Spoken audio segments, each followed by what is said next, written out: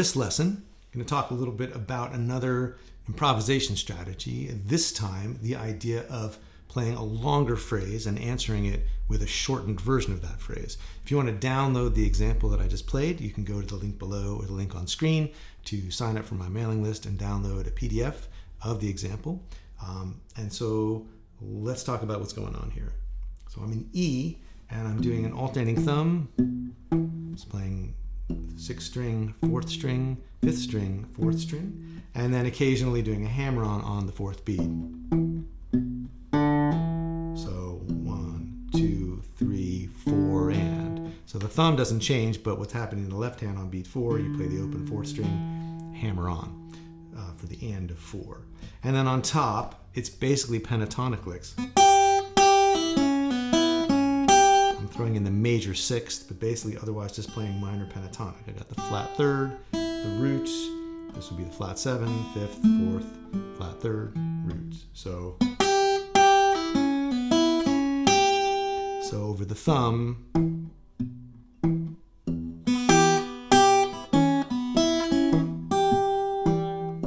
So I'm using the index finger to hold down both the 5th string and the 4th string, but the lick is spare enough on top that you could hold it down with 2 fingers if that's more comfortable. I like this sort of rocking thing because it keeps the bass, it sort of lends a little bit of natural, makes the bass a little drier, and the notes poke out a little more. They're a little more staccato, is what the classical cats call it, but they don't ring out as much. I don't really want that. I want something that's going to sound more like a bass line, so that the melody will kind of feel like it's more in the foreground on top of that, as opposed to it sounds more like just an arpeggiated fingerstyle thing as opposed to a bass line with a melody on top. And so the one finger trick for both of the 5th string and the 4th string kind of helps to emphasize that kind of shorter note idea. Anyway, so what's going on with the licks, it starts before the downbeat, so you're counting 1 and 2 and 3 and 4 and 1 and 2, 3 and 4 and 1 and 2 and 3. So it starts well before the downbeat, and it ends well into the beat on the end of 2. So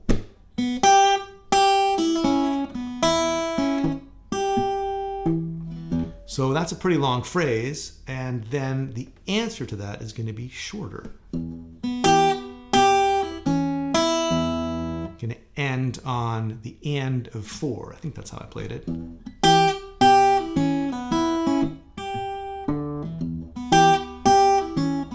I ended right on the 1. Yeah. So either way, you can end it with anticipation, like I played the first time, or you can land right on the 1, like I did the second time. But the idea is to take the same lick and play a shorter version of it, so it sounds like an answer. So the way that's coordinated over the thumb,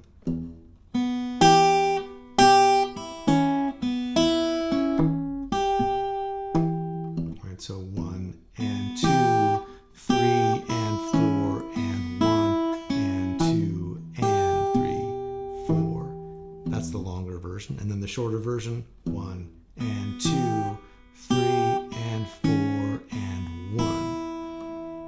So it leaves more space at the end, and it's just a way of taking an idea and getting more mileage out of it, because if you play a longer idea and then a shorter one, it feels like it's an arc of really not just repeating. You play the same thing twice,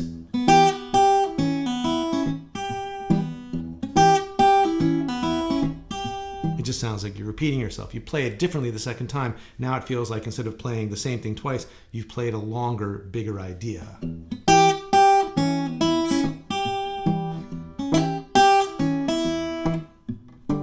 And it leaves some space at the end for some commentary in the bass. Right? So it's a really simple idea, but it's really effective. And once you have that idea, you can take other licks. So let's see.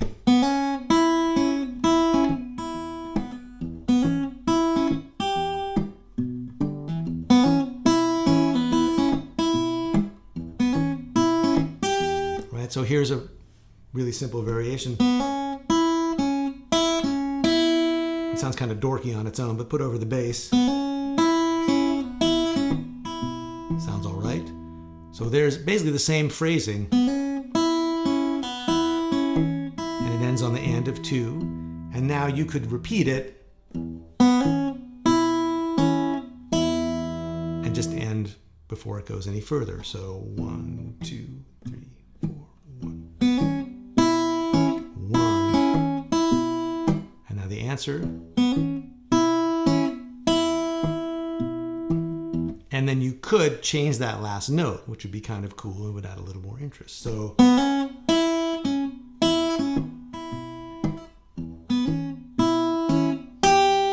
they can end on the flat third.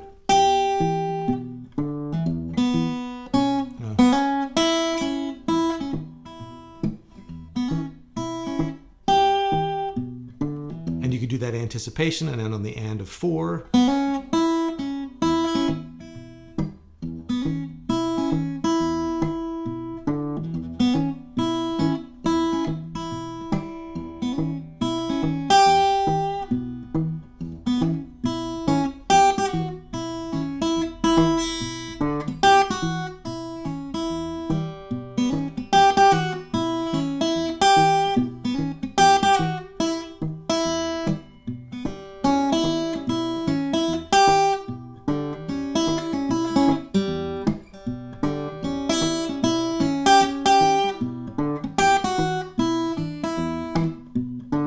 So anytime you're doing that kind of basic idea of that phrasing, you can start to take liberties with it.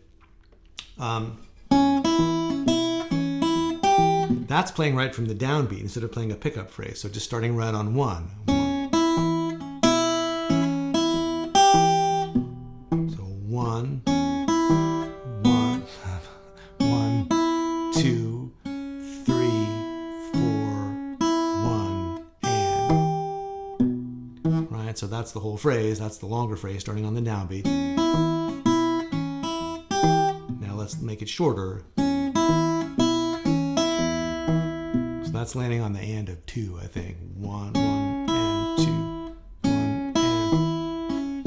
Oh, I don't know what it is, but you can hear it, right? I should be able to count this out. Professional guitar player. But,